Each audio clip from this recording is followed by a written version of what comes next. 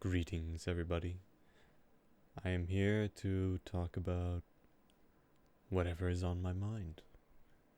I've been thinking lately about all the distractions in the world and about everything going on. It's kind of crazy how the human mind is and how consciousness is.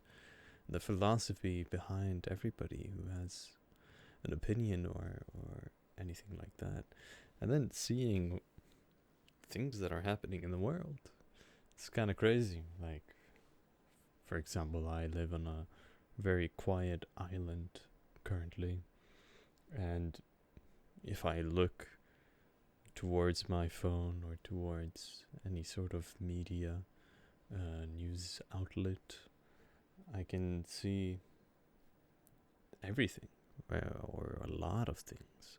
Especially nowadays, there's so many different things going on around the world. For example, the wars and particularly since I'm invested in the mainly in the United States stock market, it is I always have to keep a tab on what is going on politically over there, and also it just happens to come even when I was before I was invested in the stock market. There was so much news and everything about the United States, but why should I care?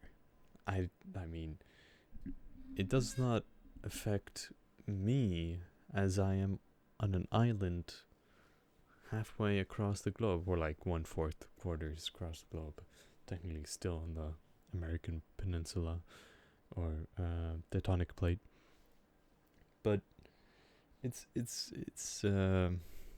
insane how much noise and how much uh, everything. I mean, that comes from the phone and from the media.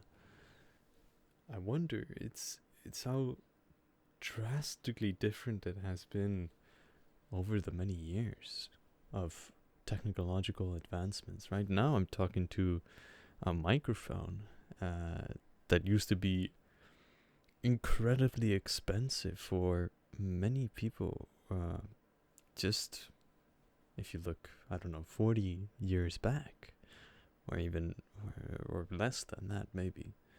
Uh, it's it's ridiculous how this all connects and how all these different technologies all are converging.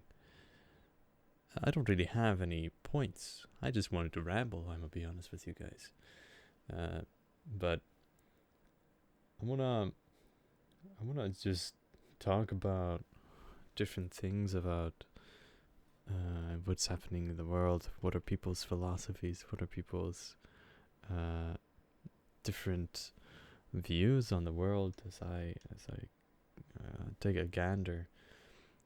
Uh, as we have, I mean, there's a war currently going on in Iran, and they say it's because of nuclear reasons, religious reasons. I mean, come on now, who are we to kid ourselves? It's the America, baby. It's trying to get the oil from Iran, or to hinder China from getting all that oil. At least that's my point of view. There's some other points of views that are also very intriguing and worthy to look at. For example, some are looking at how they just want to create chaos, or how some are, it's like I pointed out before, religious reasons, or if it's purely just Donald Trump trying to do something, or Netanyahu, who is the prime minister or president of Israel. I don't remember which title, but he's like the head of country or whatever. And it's a strange phenomena, as I might say. How from one weekend you can have fairly peaceful. Not some escalation, sure, but then all of a sudden, just all out war, or not really all out war, but more so all the heads or all the top people at Iran are just gone in like one single night. But then of course they strike back. Since it's 94 or something crazy million people who live in Iran, which is an insane number. I should fact check this actually. Let me do that real quick. How many people live in Iran? Yeah, about 93 million people live in Iran right now. And they're just trying to cut the head and then make people protest. It seems like it wasn't very thought out well. But I didn't really want to talk about the war necessarily. I just wanted to talk about the noise. The noise that is happening everywhere. Are we psychologically and philosophically ready for all this noise? This noise has been going on for a few years now, or maybe a decade or so, depending on how far you want to go back.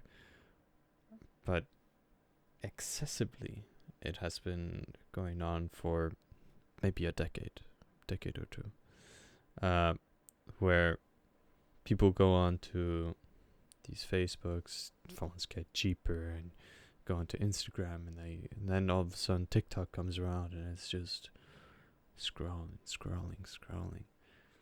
And I wonder if we are able to go and really take it all in, or if it's all just trying to mush your own brain.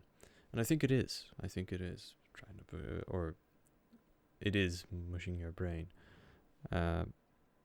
As leaked emails from, or not leaked, I think it's from some courts. I should study this more. But I just wanted to get it out of my head.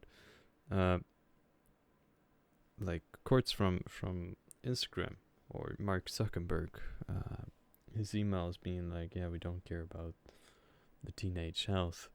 We just want maximum attention span, or maximum platform hours usage, or whatever. And I think it's quite a bit scummy, but hey, that's addiction for you right there. And they created a very, very addictive algorithm, which is not that too complicated if you think about it. Just make it repeatedly scrollable, and have some sort of algorithm that sees what you like, or sees how much time you interact with something, and then you suggest similar videos that similar people have liked. In a way, not too complicated, but fairly revolutionary at the time. And it's pondering to me, do we really need all that noise? I don't really think so. I think we could really do without all that noise, and we could really just enjoy the moment for ourselves. Enjoy doing something more productive, or just something else that to scroll and see some other things. As well, just go outside and touch grass. Currently I can't do that unless I want to touch some dead grass, but I can touch snow, so that's at least something. But it makes you wonder. And psychologically, how does it affect your brain? Is it well, first of all, is short attention span, but what else does it do? I am sure there have been many studies, but it's still fairly new technology that we can't really say what it has done or what it really does. But it all depends. I mean, is it all really worth it? Do you feel accomplished when going through it? Do you feel the amount of enjoyment out of it? Or is it just another pointless media? I've been thinking about that. Is it something? I mean, I do scroll a bit myself, unfortunately, but I'd want to cut that out of my life as much as possible. And I've been fairly successful at it, especially with YouTube Shorts.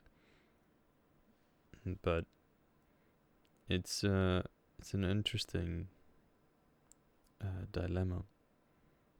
And there are other things that also are not that great for you, but also, like, of course, everything in life. If you take too much or spend too much time on it, it's not very good for your health at all. For example, one time I used to play a lot of video games, and a lot of it alone, and it was not, or like multiplayer, but alone, and it was not very enjoyable, as it's just a distraction, an escape from reality, as I might say.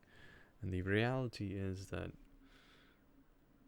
we should, it was, I think it was more of an escape from the IB.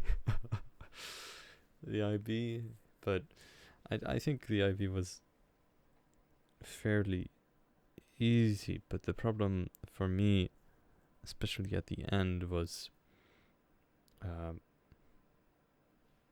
I just lost interest, and then I just played more games and to distract myself from it, and I played games during the final exams, which I do not recommend. Whoever's taking the IB, if you're taking the IB, I do not recommend. And for any final exams, for any university students or anything, I do not recommend playing video games during those times. But I think it's definitely an escape playing these games. And even with short form media, that one is also definitely an escape.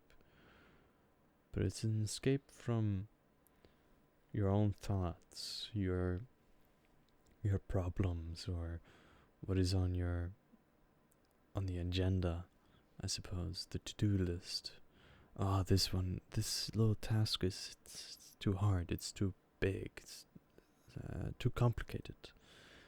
So let me just distract myself from it, push it away a little bit, procrastinate a little bit. And I think it's a detrimental point of view for that. I think we should look at it as a challenge, or something we should tackle, instead of pushing it away and distracting ourselves with these addictive mediums. But there are also some other points of arguments that I respect. For example, with the video games, of course, it's to have fun. right? It's like going out, or it's like doing something you like. For example, maybe also playing board games, but it's online. And it's practically the same thing, except you're not like on a one-to-one conversation, or no, face to face. I mean, face to face. It's more so that you're there virtually and you're talking, and it feels like you're face to face, but you're not really. And it's very nice for many people, as it's a form of enjoyment, and you get to spend time with your friends and have a good laugh without going possibly 1,000 miles or many thousand kilometers away. But instead, you and your best friend from all the way in South America or something, you can hang out, or anywhere else on the planet, which I think is awesome, and I think that's amazing. It's definitely an improvement to non-existing technologies, or already existing technologies but were way too expensive at the time. For example, the telephone, the landline, not the telephone, but the landline, which used to be connected to a phone, and you'd have the wire, and it was a whole household phone, and it'd be very expensive to receive from international calls. And you couldn't even do anything really. You could talk about how was your day and whatnot, or how was your year, because it's it's kind of that expensive, you know. But the other side for short form content, it's more so. Some people argue, "Oh, my feed is very informative," and yes, in some aspects it can be very informative. For example, for the news, or for fun facts, or for like tips and tricks that you're never gonna use. It's good, yeah. I'd say so. And also for long form content, if you use too much of long form content, then, or consume too much, then it's not that good for your brain at all as well, as you're distracting yourself from the real problem, or the real issue at hand. However, I think it's not as damaging to your short-term attention span as short-form content. But of course, I might be wrong, and I've only surface-level researched this, so I cannot put any sources down in the description. But we'll see. It's interesting, as that also, the short form content, it can give you lots of enjoyment. It hits you in the dopamine levels that are insanely good. You know, it feels very good. But sometimes if you overuse it, then it doesn't feel as good, and it feels like, oh, what am I doing? I'm just scrolling and scrolling, and I have to scroll 20 times until I hit that golden one. And that then it becomes more of a sign of, okay, let's step it back a bit. Maybe I'm addicted. Maybe I'm addicted to this thing, and maybe we should tackle it and see how we can change that. And for me, I think it's just trying to avoid it, or uninstall some apps. Of course, you can always install it back, which is maybe not a very permanent solution, but it is a very good solution, in my opinion, to just uninstall it and have some sort of programs that make you not look at it. I think that's a very hard stop. But you could also do some other things like go out, touch some grass or some snow, depending on where you are and what time of year it is. Or do some other things, like do some other drugs. No, I'm only kidding, of course. I would never condone doing that. I oppose drugs. Yes, let's say that. So it's a difficult dilemma for many, and I think that this is a huge waste of time. It is already 21 minutes in, and I've been yapping about basically nothing. Just anything that's on my mind. I'm gonna be honest with you. Maybe I'll be a bit more structured in the next video, but we shall see. We shall see.